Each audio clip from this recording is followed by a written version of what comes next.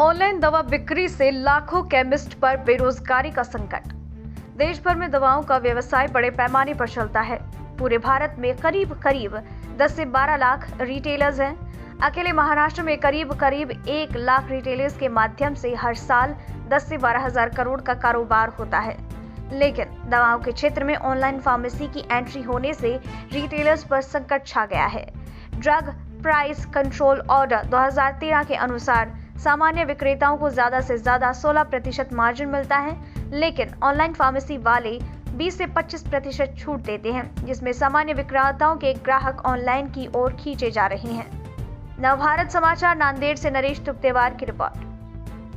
Control order 2000 के अनुसार साधारण विक्रेता को मार्जिन 16% मिलता है, तो ऑनलाइन फार्मेसी वाला ज़्यादा छूट देकर ग्राहकों को आकर्षित कर रहे हैं।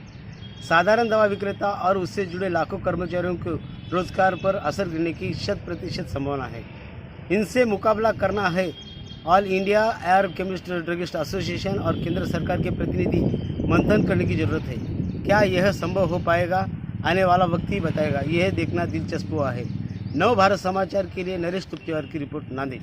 बाहर जिले में होलसेल 3-3, 4-4 होलसेल मिला के एक दुकान बनाए, वैसा आप नांदेड़ में बनाए 3 या 4 जनों का होलसेल मिलेगा। रिटेल वाला आएगा तो उसको 4-5 कंपनी का 10 कंपनी का माल एक जगह पे मिल जाएगा। और दूसरी बात, जैसा भी मार्केटिंग करने का है तो एक बच्चे में 20-25 कंपनी का काम हो जाएगा, तो होलसेल को भी खर्चा कम हो जाएगा। तो उस हिसाब से होलसेल वाला डिस्काउंट या स्कीम फिर मार्जिन बढ़ा के देंगे, तो रिटेल वाला भी उसका बेनिफिट उठा सकता है और आगे भी वो ज्यादा डिस्काउंट देके उन्होंने जो ऑनलाइन चल रहा है, जो मेड प्लस चल रहा है, उसको टक्कर देके उन्हें भी टिक जाएंगे।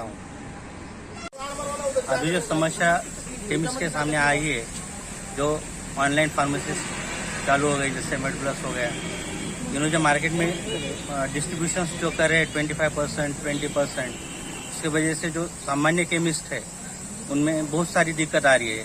उसके लिए केमिस्ट संगठन की तरफ से 5-6 जनों का ग्रुप एक जगह पे लाके, जैसा स्टॉकिस्ट लेवल पे जो उनके एक्सपेंसेस हो रहे, हर स्टॉकिस्ट का जो एक्सपेंसेस है उसके पास 10 बच्चे हैं या 20 बच्चे हैं, 7-8 जना एक जगह पे आके, जैसा केमिस्ट भवन है, ऐसे कुछ जगह चॉइस करके वहाँ पे अगर सेलेक्ट करके 7-8 जना एक जगह पे आके उन्होंने खर्चा डिस्ट्रीब्यूशन करके, वो खर्चा डिवोशंस टू पब्लिक या डिस्ट्रीब्यूशन करने के लिए केमिस्ट को दिया जाएगा, तो बहुत फायदेमंद रहेगा। इसमें किसी का लॉस नहीं हो जाएगा। सद्य स्थिति में पूरे भारत में 10 से 12 लाख केमिस्ट है, जिसमें से 1 लाख से ज्यादा केमिस्ट महाराष्ट्र में अपना व्यवसाय करते हैं। 1 लाख से ज्यादा व्यावसायिक होने के बाद उनके ऊपर डिपेंडेंट जो सर्वेंट है, सप्लायर वाइज है, ऐसे 25 लाख कर्मचारी रिटेल केमिस्ट से जुड़े हुए हैं। लेकिन रिटेल केमिस्ट की सबसे बड़ी समस्या है ऑनलाइन फार्मेसी।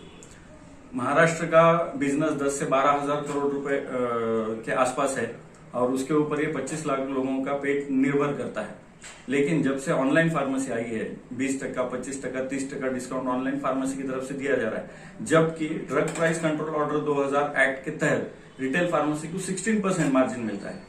ऐसी इस कंडीशन में रिटेल फार्मेसी ऑनलाइन फार्मेसी से कभी भी कॉम्पीट नहीं कर पाएगी, क्योंकि उनका मार्जिन लिमिटेड है। इसलिए मार्जिन कम होने की वजह से रिटेल फार्मेसी टूट रहा है और उनकी वजह से 20 से 25 लाख जो कर्मचारी उनके ऊपर डिपेंड है या वहां पर काम करते हैं, इनकी रोजी रोटी का प्रश्न निर्माण हो गया है और ये पूरा व्यवसाय धोखे में आ गया है। रिटेल फार्मेसी के समस्याओं का निराकरण करने के लिए स्टेट फार्मेसी या state chemist and druggist association का निर्माण किया गया, लेकिन chemist and druggist association retailer के समस्याओं को सॉल्व करने के लिए पूरी तरह से फेल हो गई है, क्योंकि ड्रग प्राइस कंट्रोल ऑर्डर के तहत 2013 के तहत सिर्फ 16% मार्जिन रिटेलर के लिए रखा गया है, ताकि कम से कम रेट में दवाइयां कस्टमर तक पहुंचनी चाहिए। ऐसे कंडीशन में कंपनियों से रिटेलर को सिर्फ 16% मार्जिन आता है, जबकि ऑनलाइन 25% डिस्काउंट देता है। तो ये कैसे हो सकता है? ये पॉसिबल नहीं। इसलिए संगठन ने झगड़ा करके ये रिटेलर का मार्जिन बढ़ाना चाहिए अप टू 40%। मतलब जो ऑनलाइन के साथ कंपटीशन करके वो 25% डिस्काउंट देगी और 10-15% में उसका घर और उसके जो कर्मचारी है उनका घर, प्लस उनके जो माल सप्लाई करते हैं उनका घर, और ये धंधे से जुड़े हुए जो होलसेलर्स है उनके कर्मचारी, इन सबका रोजी रोटी और घर बार चलना चाहिए।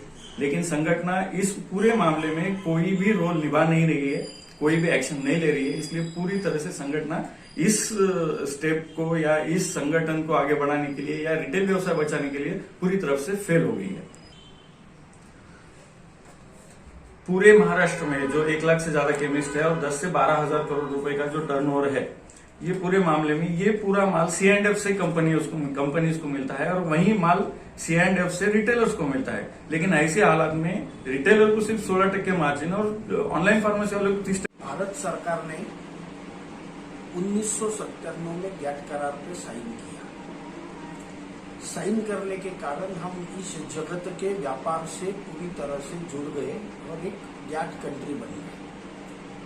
अब इसके बाद में फॉरेन डायरेक्ट इन्वेस्टमेंट, बहुत सारी कंपनियां जिनको पहले रिटेल और होलसेल क्षेत्र में FDI अलाउड नहीं था, यानी फॉरेन डायरेक्ट इन्वेस्टमेंट सिर्फ उत्पादन तक सीमित था, अभी सरकार ने उसको मुक्त कर दिया है। इसलिए बहुत सारे प्लेयर आपको बाजार में दिख रहे हैं और ये जो डिस्काउंट दे रहे हैं, ये डिस्काउंट अपने पॉकेट से कैपिटल बर्न करके दे रहे हैं। इनको जो प्रस्तावित रिटेलर है, छोटा छोटा रिटेलर है, छोटा छोटा व्यापारी, उसको खत्म करना है। ये सिर्फ दवा की बात नहीं है, आप अन्य कमोडिटी पे भी देखोगे तो हमारा जो रेगुलर गांव में का जुना व्यापारी इलेक्ट्रॉनिक का ये है, उसके पास जो दर है और इनके पास जो दर है, इसमें बड़ी तफावत हमको दिख के आती है। तो इसका कारण ये है कि ये अभी स्पर्धा है, बहुत बड़ी स्पर्धा है कारपोरेट्स में और छोटे व्यापारियों में। और ये युद्ध एक टाइप का आर्थिक युद्ध है कि व्यापार पे किसने कब्जा करना है। तो इसलिए ये लोग जो डिस्काउंट दे रहे हैं, ये अपना कैपिटल बर्न करके दे रहे हैं। इन सब की बैलेंस शीट अगर आप देखोगे तो सैकड़ों करोड़ रुपए का लॉस कर रहे हैं। ये पैसा भी पब्लिक का है, बैंकों का है। और जो ऐसे बहुत सारे उदाहरण हमको देखने को मिलते हैं कि बैंक के इसमें इतने करोड़ रुपए डुबा दिए, ये सब पैसा डूबता यानी क्या है, पब्लिक के पैसे पे, बैंकों पे पैसे पे प्रयोगशाला करते हैं। नहीं जमा तो किसका गया,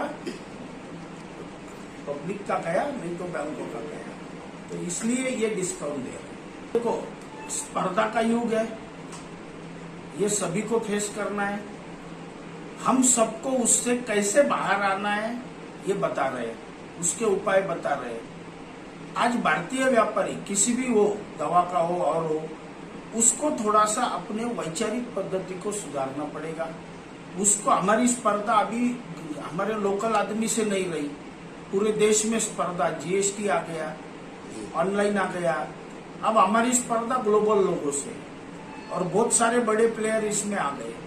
अब ये सब रहने के बाद में हमको हमारी व्यापार पद्धति में सुधार लाना पड़ेगा। इसमें अगर हमको टिकना है तो ग्राहक को जो सर्विस है वो देना पड़ेगी, हमको हमारा नॉलेज अपडेट करना पड़ेगा और हमको जो कारपोरेट क्षेत्र की व्यापार नीति है उसको अपनाना पड़ेगा और हमको भी एक जगह आकर के संगठित होकर इस बारे में गलत प्रचार फैलाते हैं। अगर ऐसा किसी ने सिद्ध करके दिया तो हमारे अखिल भारतीय और राज्य के अध्यक्ष, हमारे सबके आदरणीय अप्पा साहेब शिंदे, अनिल नावंदर, कोई भी पदाधिकारी का 1 रुपए का शेयर अगर मिला तो उसी दिन हम संगठन का राजीनामा